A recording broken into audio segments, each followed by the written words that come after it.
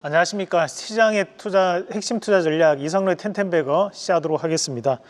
자, 최근에 다시 한 번 더 이런 정책에 대한 기대감이 돌면서 오늘 코스닥 시장은 그런 정책 이슈에 대한 종목군들이 움직임이 많이 나타나고 있는데, 마찬가지로 이제 우리가 코스피에서도 눈여겨봐야 되는 것들이 이런 증시 활성화에 대한 기대감이 작용할 수 있는 이런 저PBR주에 대한 재평가가 저는 눈여겨볼 필요가 있다는 말씀을 좀 드리고 싶습니다.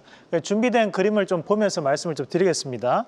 자, 시간 관계에서 조금 빨리 보도록 하겠습니다. 저희가 이제 코스피와 코스닥 내 PBR에 대한 부분을 감안했을 때 1배 미만에 대한 기업들에 대한 비중을 한번 따져본다면, 우리가 이제 전체적으로 본다면 코스피는 67%가 1배 미만이고, 코스닥에 대한 부분에 37%가 미만이라고 나와 있습니다. 거기에 대형주들 같은 경우에는 약 47%가 코스피는 1배 미만의 기업들에 대한 비중이라고 보시면 되고요.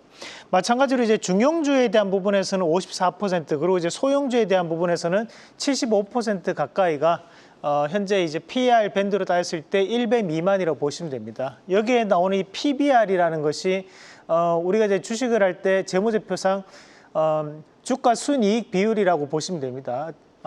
순자산 비율이죠. 그리고 이제 순이익 비율은 이제 PER이라고 우리가 표현을 하고, PBR 같은 경우에 주가 순자산 비율이라고 보시면 되겠고요. 다음 그림도 한번 같이 보도록 하겠습니다.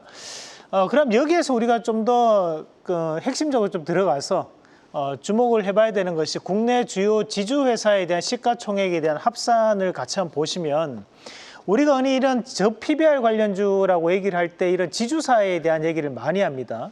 그런 지주사에 대한 모멘텀을 보면 우리가 지주회사에 대한 시가총액 합산들 자체가 최근 들어서는 조금 빠지는 양상들이 좀 많이 나타났습니다. 그리고 다시 한 번 더 최근에 올라오는 모습들이 보이고 있는데, 여기서 우리가 한번 냉정하게 판단을 해봐야 되는 것이, 결국 지주사들이 올라가줘야지만 지수에 대한 상승을 이끌 수 있다는 거죠. 그러면 우리가 이런 지주사를 빼놓고는 지수가 올라가기는 대단히 힘들다는 거고, 그런데 이런 대부분에 대한 지주사들이 현재는 저PBR주에 속해 있는 상황들이기 때문에 증시 활성화라든지 주주환원 정책에 대한 부분에서 가장 큰 혜택을 볼 수 있는 쪽이 바로 이런 지주사 관련된 기업들이 될 수 있다는 말씀을 드리고 싶습니다. 다음 그림도 한번 같이 보겠습니다. 자, 그럼 어떤 종목군들이 여기에 해당하느냐를 한번 감안해서 봤을 때, 우선 이제 대표적인 기업들만 한번 뽑아봤습니다. 최근에 HD 현대 같은 기업들도 대단히 좋은 모습들이 나타났었는데요. 다만 이제 여기에서는 제가 조금 뺐습니다. 그래서 현재 보면 SK가 현재 리밸런싱을 통해서 계열사에 대한 슬림화를 이루어내고 있고, PBR 밴드로 따진다면 2024년도 결산 기준으로 약 0.3배 정도에 대한 수준으로 상당히 저평가되어 있다, 이렇게 보시면 되고요. 마찬가지로 이제 삼성물산 같은 경우에 삼성그룹 내 지주사입니다. 그 삼성물산은 계열사 내에서 이제 건설 사업에 대한 부분도 진행을 하고 있는데, 여러분들 다 알다시피 이제 삼성물산에 대한 건설 사업은 이제 레미안을 얘기하는 거죠. 그런 이제 건설 사업에 대한 기저 효과가 나타나면서 PBR 밴드로 따졌을 때는 약 0.6배 정도 수준으로 머물러 있는 그런 기업이 될 수 있겠고, 마찬가지로 롯데지주 같은 경우에는 0.28배, 임대 또는 이제 음식료 사업에 대해서 안정적인 부분을 현재 나타내고 있는 과정들이기 때문에 이런 롯데지주에 대한 부분도 상당히 초저평가가 되어 있다, 이렇게 볼 수 있는 부분입니다. 계열사로 보면 이제 롯데쇼핑 같은 경우에도 상당히 또 저평가되어 있기도 하고요. 그래서 전반적으로 이런 롯데그룹주들이 현재는 저PBR주에 상당히 많이 속해 있습니다. 그 부분을 좀 감안해서 보시면 좋을 것 같습니다. 자, 그리고 하나 같은 경우에도 최근에 이제 계열사들 안에서도 에너지라든지 또는 이제 방산에 대한 부분이 성장성이 조금 더 부각받으면서 올라오긴 했지만, 그래도 2024년도 PBR 기준으로 약 0.23배 정도 수준으로 상당히 아직까지 저평가되어 있는 기업이기도 합니다.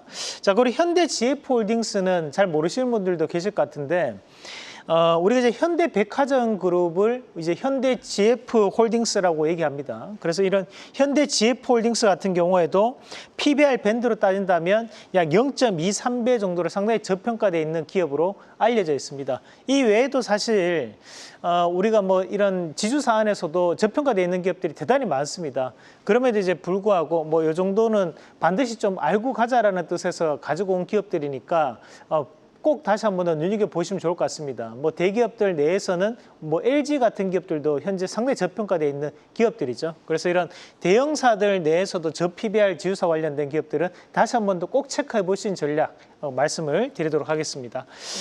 사실 이제 우리가 이런 지주사 관련된 기업들이 빨리 움직이지는 않습니다. 그럼에도 불구하고 증시에 대한 부분이 강하게 올라갔을 때 그러면 지수적인 상승을 이루어내려면 이런 지주사에 대한 모멘텀은 반드시 필요하다는 걸 좀 감안하시면서 우리가 지금 자리에 손해 안 본다 이런 관점으로 이 기업들을 바라봐 주시면 어떨까라는 말씀을 드리겠고, 그러니까 여기에서 우리가 가장 대표적인 공략을 해볼 수 있는 기업 한번 준비를 해봤습니다.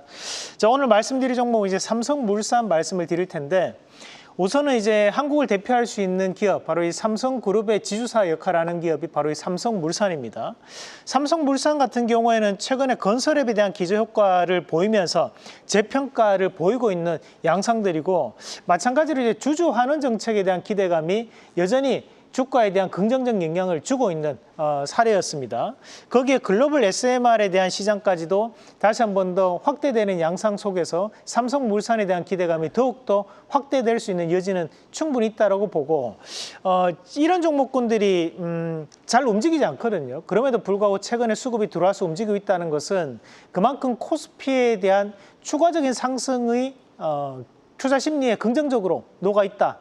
그것이 바로 기관에 대한 수급이라든지 외국인에 대한 수급에도 그대로 영향을 주고 있다는 관점에서 저는 이 삼성물산 1차적인 목표가는 16만 7천 원, 그 손절가는 14만 1천 원 제시해 드리겠습니다. 계속해서 다양한 경제 이슈를 알고 싶다면 구독과 좋아요, 알림 설정 부탁드립니다. AI 캐스터 권미정이었습니다.